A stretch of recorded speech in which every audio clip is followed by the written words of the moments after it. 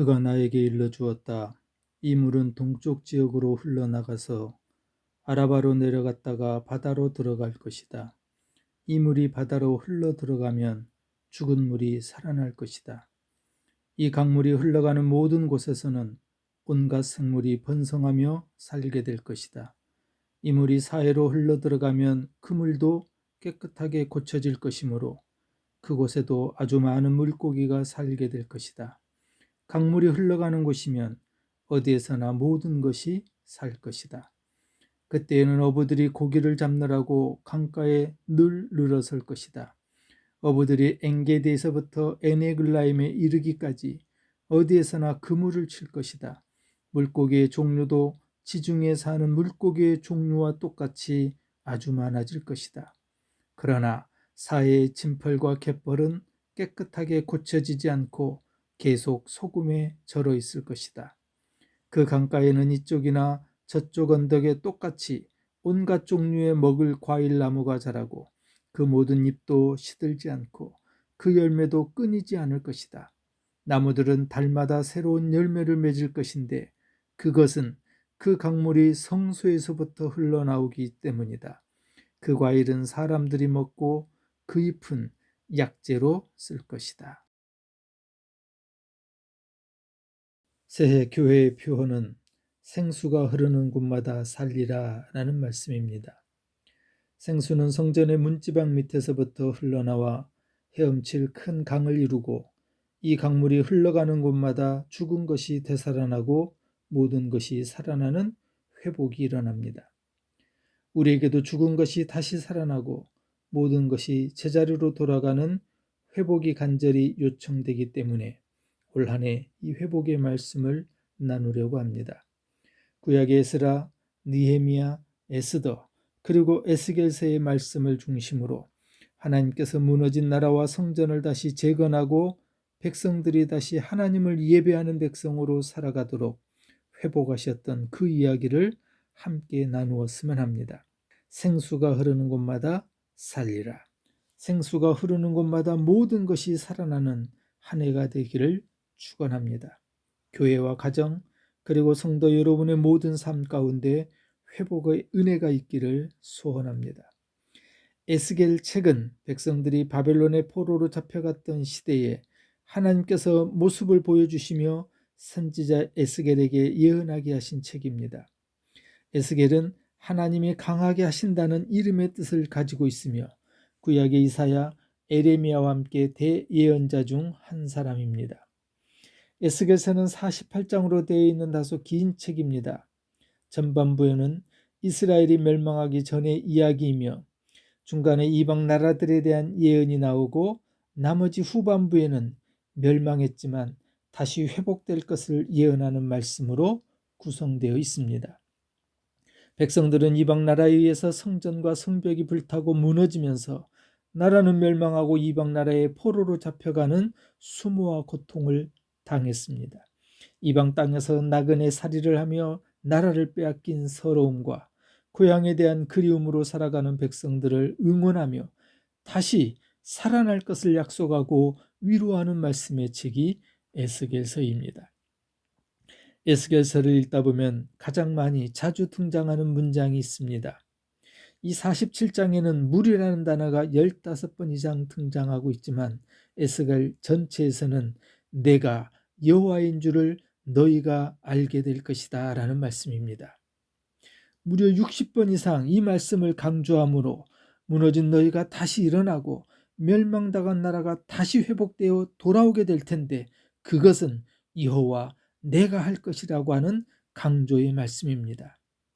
하나님만이 우리를 완전하게 회복하고 살리시는 분이라는 것을 기억하시기 바랍니다. 새해 첫 주일 예배에서 에스겔서에 계속해서 등장하는 이 응원과 위로의 말씀, 내가 여호와인 줄을 너희가 알게 될 것이다. 나를 도와주고 우리를 회복하며 살려주시는 분이 하나님이시라는 것을 항상 기억하면 좋겠습니다. 에스겔이 바라본 생수가 흐르는 곳에는 놀라운 일이 일어납니다. 성전 문지방 밑에서 흐르기 시작한 생수가 불어나 강을 이루어 흘러가는데 7절에 강 좌우편에 나무가 심이 많더라라고 합니다. 강의 양쪽 언덕에 많은 나무가 있었습니다. 여기서 나무가 많았다라는 말은 단지 나무만 많은 것이 아니라 나무와 함께 그 열매도 풍성한 것을 의미합니다. 그만큼 생수가 흐르는 강 양쪽은 비옥하고 풍요로워졌습니다. 나무도 무성하고 공기도 맑고 보기에도 좋았던 겁니다. 사람만이 아니라 다른 모든 피조물도 함께 살아가기 좋은 환경이었습니다. 이 말은 바로 말씀, 복음의 능력과 축복을 의미합니다. 말씀이 흘러가는 곳은 풍성한 열매를 맺는 일들이 많아진다는 사실입니다. 복 있는 사람은 시냇가에 심은 나무가 철 따라 열매를 맺으며 그 잎이 시들지 아니함 같으니 하는 일마다 잘 될 것이다라는 시편 1편의 말씀과도 같습니다. 내 심령에 하나님의 은혜의 생수가 흐르면 나의 삶은 형통하게 될 것입니다. 우리 가정에 하나님의 말씀이 흐르면 가정은 잘 될 것입니다. 우리 교회가 하나님의 말씀을 사모하면 사모할수록 교회는 더욱 날마다 새로워질 것입니다. 하나님 말씀의 생수가 흘러 강 양쪽의 나무가 풍성한 열매를 맺는 것 같이 성도 여러분은 존귀한 삶을 살며 가정 그리고 우리의 교회가 형통하기를 소원합니다. 올 한 해 동안 하나님의 말씀을 사랑하는 여러분에게 푸른 나무가 무성하고 풍성한 열매가 가득하길 소망합니다. 성전에서부터 솟아나온 생수가 바다로 흘러 들어갑니다. 그리고 놀라운 변화가 시작됩니다. 8절입니다. 그가 나에게 일러주었다. 이 물은 동쪽 지역으로 흘러나가서 아라바로 내려갔다가 바다로 들어갈 것이다. 이 물이 바다로 흘러 들어가면 죽은 물이 살아날 것이다. 물이 아라바로 내려갔다가 바다로 들어갈 것이라고 말합니다. 아라바는 사해로 가는 낮은 지역을 말하고 바다는 소금바다 사해를 말합니다. 물이 소금바다로 들어가니 바닷물이 살아난 겁니다. 염분의 농도가 약 30% 되는 사해는 생명체가 살지 못하는 소금바다, 죽은 바다입니다. 그러나 그런 바다에도 생수가 흘러 들어갈 때 다시 살아나는 기적이 일어납니다. 9절입니다. 이 강물이 흘러가는 모든 곳에서는 온갖 생물이 번성하게 살게 될 것이다. 이 물이 사해로 흘러들어가면 그 물도 깨끗하게 고쳐질 것이므로 그곳에도 아주 많은 물고기가 살게 될 것이다. 강물이 흘러가는 곳이면 어디에서나 모든 것이 살 것이다. 이것이 하나님의 말씀의 능력입니다. 말씀이 흘러가는 곳은 죽은 바다라 할지라도 살아나며 온갖 생물이 번성하며 많은 물고기가 살게 될 것이라고 합니다. 하나님의 은혜입니다. 그러므로 우리가 먼저 교회에서 말씀으로 은혜 받고 은혜의 사람이 되어 우리가 가는 곳곳마다 가정이 살고 일터가 살아나면 이웃과 나라가 번성하며 살리는 역사가 일어날 것입니다. 나 때문에 가정과 자녀들, 이웃과 교회가 세상이 복받는 통로가 되기를 소원합니다. 또 강에 어부가 들어서고 그물을 쳐서 물고기가 아주 많아질 것이라고 했습니다. 10절입니다. 그때에는 어부들이 고기를 잡느라고 강가에 늘 늘어설 것이다. 어부들이 엔게디에서부터 에네글라임에 이르기까지 어디에서나 그물을 칠 것이다. 물고기의 종류도 지중해 사는 물고기의 종류와 같이 아주 많아질 것이다. 하나님의 말씀은 깨끗하게 하는 힘이 있고 하나님의 말씀은 세상을 살릴 수 있는 능력이 있습니다. 히브리서 4장 12절은 이렇게 기록합니다. 하나님의 말씀은 살아있고 힘이 있어서 어떤 양날 칼보다 더 날카롭습니다. 그래서 사람 속을 꿰뚫어 혼과 영을 갈라내고 관절과 골수를 갈라놓기까지 하며 마음에 품은 생각과 의도를 밝혀냅니다. 사랑하는 여러분, 말씀이 생수처럼 흐르는 곳에 반드시 고기들이 몰려옵니다. 생수가 흐르는 곳에 목마른 영혼들이 몰려오는 기적이 일어날 것입니다. 세상이 어려워질 때마다 말씀에 갈급한 사람들은 말씀 있는 곳으로 몰려올 것입니다. 우리 교회가 그런 교회 되기를 기도합니다. 그런데 생수의 환상을 통해 우리에게 주는 경고의 말씀도 있습니다. 생수가 흐르는데도 변하지 않는 곳이 있다는 겁니다. 그러나 사해의 진펄과 개펄은 깨끗하게 고쳐지지 않고 계속 소금에 절어 있을 것이다. 진펄과 갯벌은 문자적으로 진흙구덩이, 웅덩이를 의미합니다. 사해 주변의 언덕에 있는 진흙 웅덩이는 장마철이 되면 바닷물이 넘치지만 그래서 고인물은 곧 증발하고 소금기가 쌓여 못쓰는 소금 땅이 되고 맙니다. 진펄과 개펄 같은 사람은 소금물에 쩔어 있는 사람입니다. 진펄과 개펄은 깨끗하게 고쳐지지 않는다는 것은 하나님의 은혜를 모르거나 외면하는 자를 말합니다. 진펄과 개펄은 자기만 고집하는 사람, 은혜를 받기만 하고 은혜를 흘려보내지 않는 사람입니다. 욕심과 교만 그리고 불신으로 말씀을 거부하는 사람이 진펄과 개펄 같은 사람입니다. 상처받았다고, 무시한다고, 나를 몰라준다고, 이웃과 인간관계가 틀어져 교회 안 나가, 거꾸로 하면 소위 가난한 성도가 되는 사람들입니다. 생수 같은 말씀의 은혜를 누리지 못하면 소금 땅처럼 말라버리게 됩니다. 에레미야 선지자는 에레미야 2장에서 하나님의 무서운 말씀을 경고했습니다. 참으로 나의 백성이 두 가지 악을 저질렀다. 하나는 생수의 근원인 나를 버린 것이고 또 하나는 전혀 물이 고이지 않는 물이 새는 웅덩이를 파서 그것을 샘으로 삼은 것이다. 생수의 말씀을 버리는 것이 악한 것이라고 경고합니다.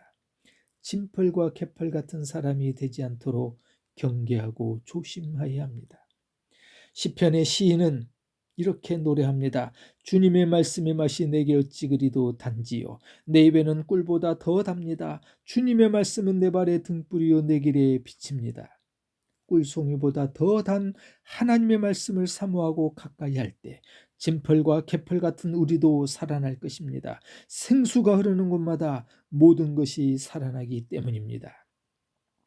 생수가 흐르는 곳에는 하나님의 은혜의 기적뿐만 아니라 은사도 나타납니다. 그 은사는 생수의 강 양쪽 언덕의 나무는 그 열매뿐만 아니라 나무의 잎사귀가 약재료가 되었습니다.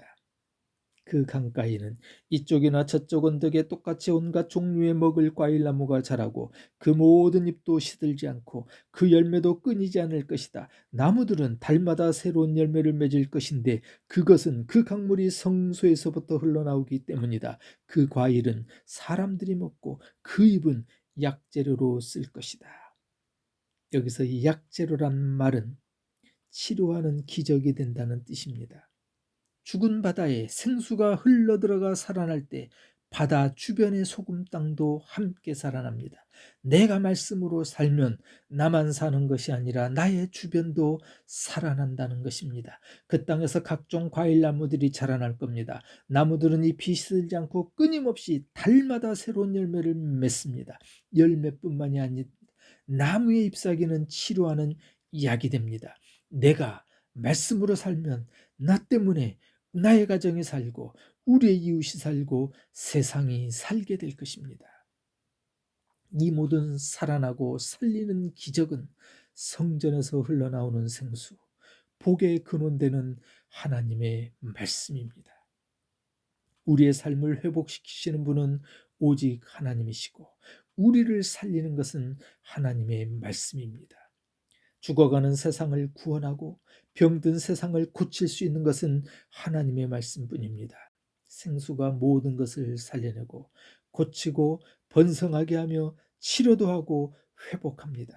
사랑하는 성도 여러분, 올 한 해 동안 생수의 축복이 함께 하셔서 생수가 흐르는 곳마다 몸도 건강하고 마음도 튼튼하고 가정도 살아나며 자녀들도 회복되어 교회와 이웃과 세상을 살리는 기적을 만나는 한 해 되시길 주님의 이름으로 축원합니다.